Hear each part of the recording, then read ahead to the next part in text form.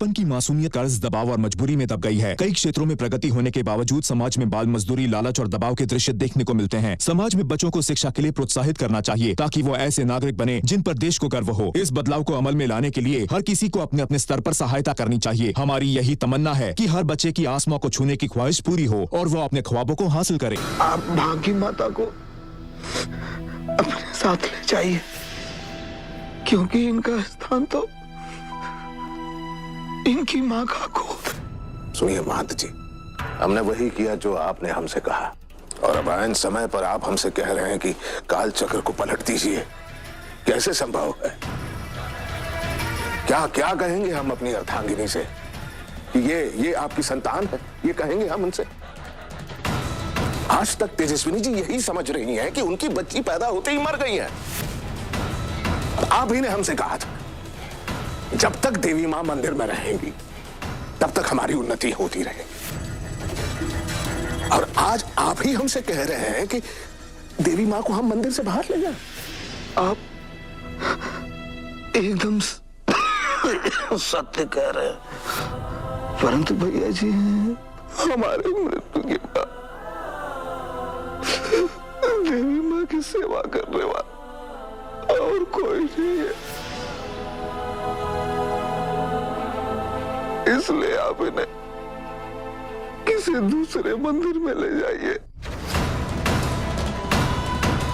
देवी मां, हमारा अंतिम समय आ गया, आप हमें क्षमा करें, क्षमा करें मां। भैया जी, महंत जी ठीक ही तो कह रहे हैं। अब इनके पास ज्यादा समय नहीं बचा है। आप तो बहुत बड़े आदमी हैं, आप क्या एक मंदिर नहीं बनवा सकते हैं? मंदिर तो हम हजारों बना सकते हैं, लेकिन आप लोग हमारी स्थिति को नहीं समझ रहे। इस देवी मां की वजह से आज हमें नाम मिला है, पैसा मिला है, समृद्धि मिली है। आज उसी देवी मां को इस मंदिर से बाहर ले जाकर हम जानबूझकर विनाश का रास्ता नहीं अपनाएंगे। ना ना ना, ये नहीं हो सकता। मान जी क्षमा चाहते हैं। महंत जी, आपने हमें किस दुविधा में डाल दिया?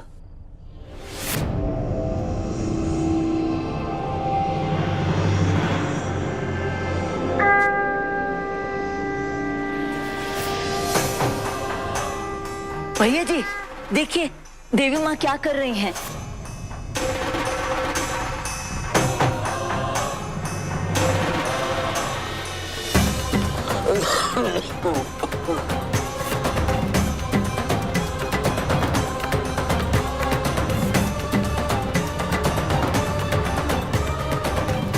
ये क्या कर रही हैं? देवी माँ भविष्यवाणी कर रही हैं। कोई बहुत बड़ा संजोग आने वाला है। आपकी आयु कितनी है? जी, हम कल 49 साल के हो जाएंगे। 49, 4 और 9, मतलब 4 और 9 को जोड़ दो तो 13 होता है। मतलब 1 और 3, 1 और 3 को जमा करो तो 4। देखिए भैया जी, देवी माँ ने 4 रेखाएं खींची हैं। देखिए ना, देखिए। कल के दिन कोई बहुत ही शुभ समाचार मिलने वाला है आपको। भैया जी, अगर आप हमारा कुछ प्रबंध करवा दें तो हम जन्म भर के लिए देवी माँ के चरणों में रहने, उनकी सेवा करने और आपके इस रहस्य को छुपाए रखने के लिए सौगंध ले सकते हैं।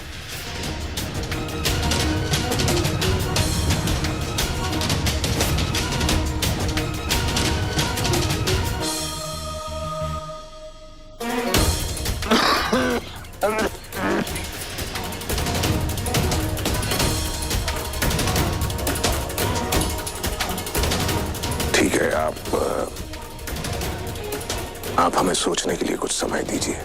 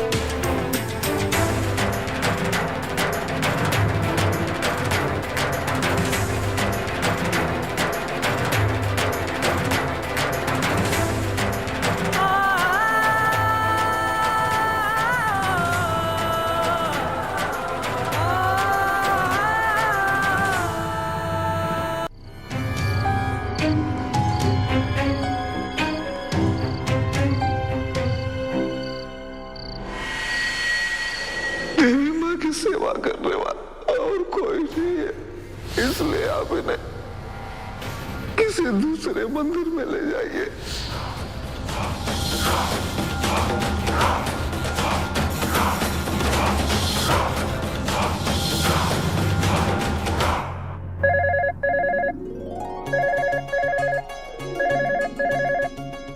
हमारे मेकअप के बीच में किसका फोन आ गया?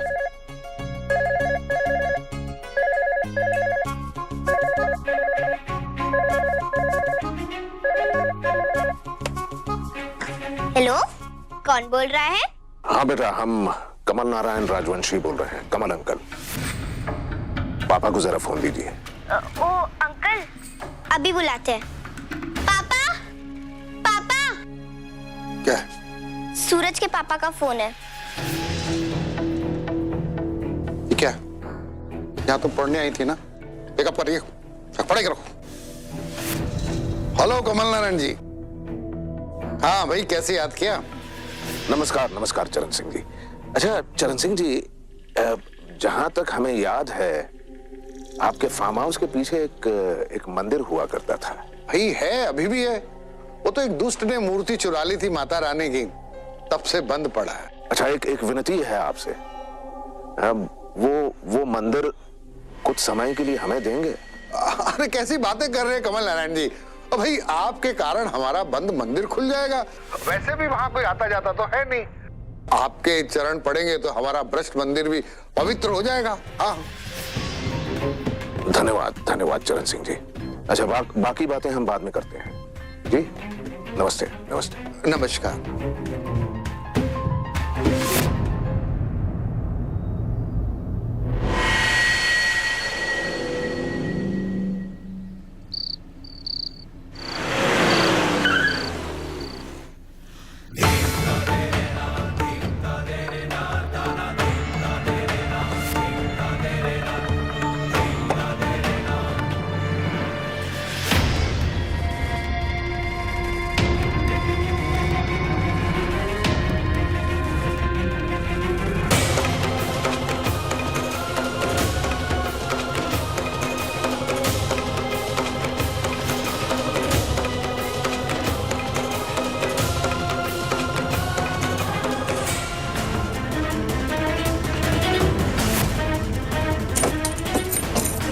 हमने साफ सफाई कर दी है, यहाँ देवी माँ को कोई कष्ट नहीं होगा। चलो।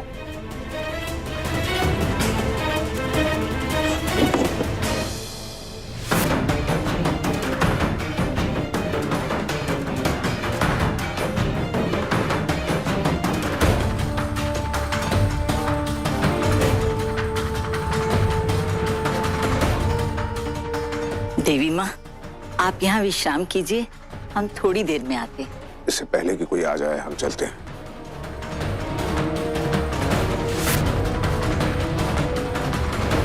आओ।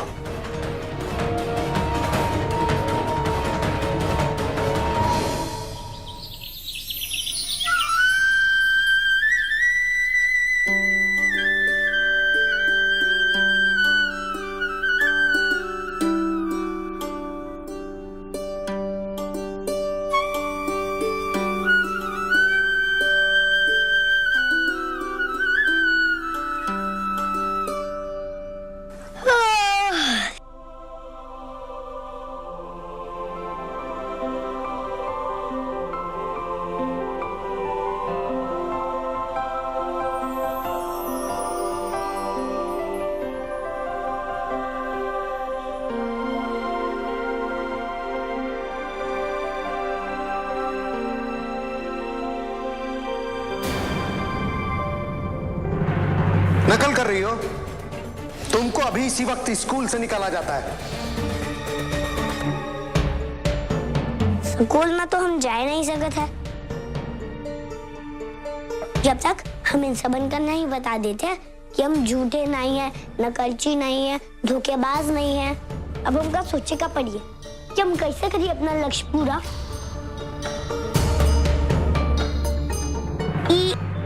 हमने कहा ना लाल दीदी, हमें वो पेपर चाहिए जिसमें अच्छे से बांध के किसी को बर्थडे का उपहार देते हैं। उसे अंग्रेजी में गिफ्ट रैपिंग पेपर कहते हैं। अब जाओ लेकर आओ, आज पापा का बर्थडे, उनके आने से पहले हमें वो पेपर चाहिए ही चाहिए। रागिनी रागिनी रागिनी सबन का बताया से बता कि हम निर्दोष हैं। तो को कच्चू समय वतंगी कपड़ी है, पर हम तो को जरूर पहनी है।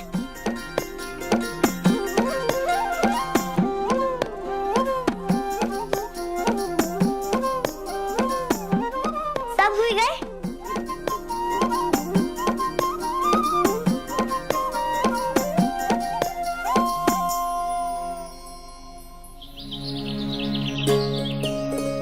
अच्छा, तो तुम किस रंगीन पेपर की बात कर रही हो? हाँ यही। अब ये लो पेन और इस पेपर में अच्छे से रैप कर दो।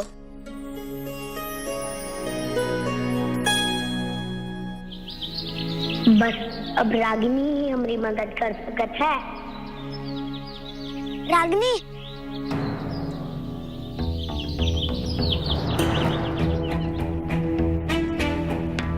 रागिनी इधर आई जाओ ना प्लीज, 2 मिनट के लिए आई जाओ।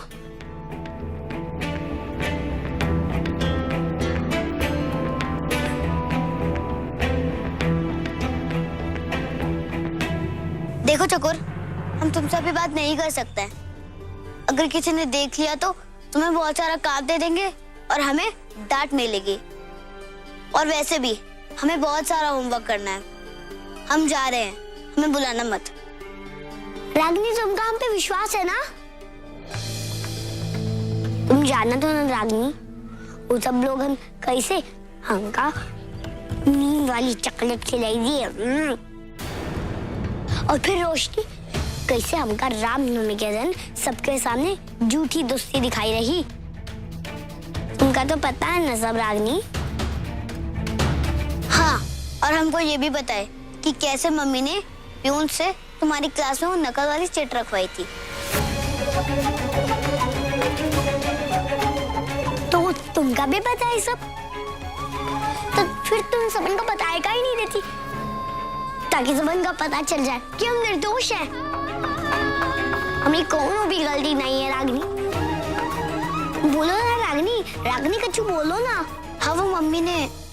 हमने अपनी साख बहुत मुश्किल से बनाई है और इसे तोड़ने की इजाजत हम किसी को नहीं दे सकते, ना अम्मा को और न ही हमारी लाडली बेटी को। हाँ हाँ, तुम्हारी मम्मी ने क्या किया? नहीं चकोर, हम तुम्हारी मदद नहीं कर सकते हैं। रागिनी, ये हवेली माँ दादी के बात में कोई हो जो सच कहता है, और तुम ही हो जो हमका बचा सकत है। तुम केवल स्कूल में जाके प्रिंसिपल सर का सच सच बताई दियो, ताकि वो हमका स्कूल में वापस डाल सके। अगर तुम ऐसे नहीं की तो हम बस्ती के बच्चों का नहीं पढ़ा सकते हैं। रागिनी, हमें मदद करो प्लीज। मालिक आएंगे, मालिक आएंगे। पापा आ गए। रागिनी,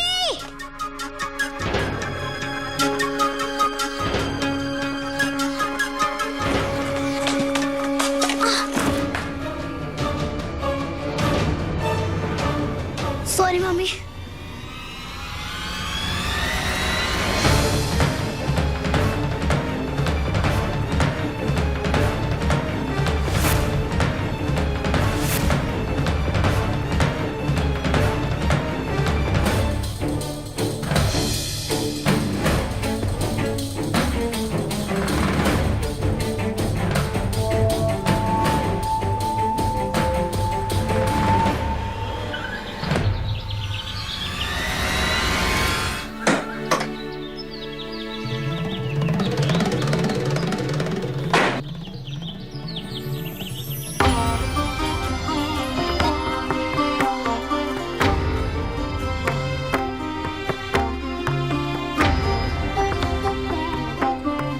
जन्मदिन की बहुत सारी शुभकामनाएं एमपी साहब।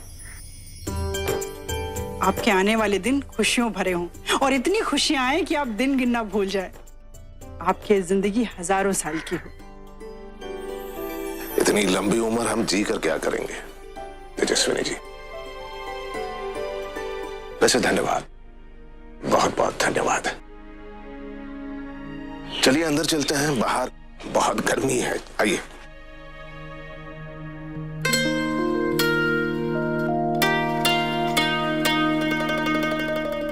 अरे एमपी साहब, हम आपको उपहार देने के लिए बेताब हैं और आप हैं कि आपके पास वक्त ही नहीं। उपहार? हाँ उपहार। कहाँ कहाँ है बताइए, आइए। हम अपने वादे के बहुत पक्के हैं एमपी साहब। हमने आपसे वादा किया था ना कि उस बंधुआ छोकरी की हार हम आपको उपहार में भेंट देंगे। हम बस उसी की तैयारी में लगे थे। आपको जानकर खुशी होगी कि चकोर को स्कूल से निकाल दिया गया है।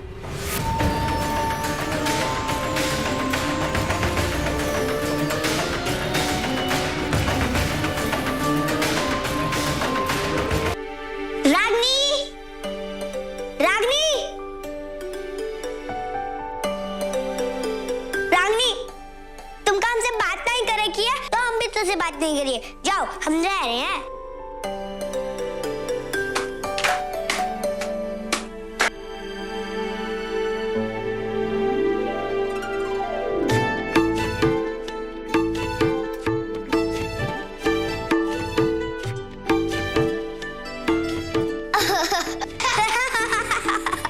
अरे वाह चकोर, हमें तो एक पल के लिए सोचा कि तुम चली गई, पर तुमने तो हमें बहुत अच्छा उद्दू बनाया।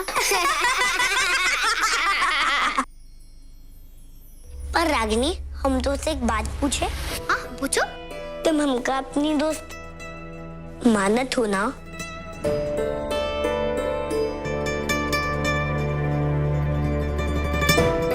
ठीक है, तुम हमका अपनी दोस्त नहीं मानो, पर हम तो तुमका अपना दोस्त मानते हैं ना? ऐसा नहीं है चकोर, हम तुम्हें अब भी अपना दोस्त मानते हैं, पर हम तुम्हारी मदद नहीं कर सकते। तुम्हें नहीं पता कि हमारी मम्मी क्या क्या कर सकती है। उन्होंने हमें डांटा और कहा है तुम्हारे साथ दोस्ती ना रखने के लिए। ठीक है रागिनी, तुम वही करो जो मालकिन बोलत है, हमसे दोस्ती नहीं करो। पर हमका उपाय तो दे दियो कि हम कैसे सबन का बताए कि हम झूठी नहीं है, गद्दार नहीं है, नकलची भी नहीं है। तुम नकलची नहीं हो चकोर। अगर किसी को सच बताना है तो वो है प्रिंसिपल सर, और प्रिंसिपल सर तो स्कूल में ही मिलेंगे ना। मतलब हवेली में रहने से कुछ नहीं होगा। अगर सच सबको बताना है तो स्कूल तो जाना पड़ेगा ना। पर हम स्कूल नहीं जा सकते हैं, प्रिंसिपल सर हमका स्कूल से निकाल दिए हैं ना। सबर हमका नकलची समझते हैं, हम नकल करते हुए पकड़ा गए और सबन छोटे बाबू के झूठे बात पर विश्वास करते थे। सिर्फ पढ़ाई थोड़ी ना होती है स्कूल में जाने के लिए, दूसरा रास्ता भी तो होता है अंदर जाने का। कौन सा दूसरा रास्ता?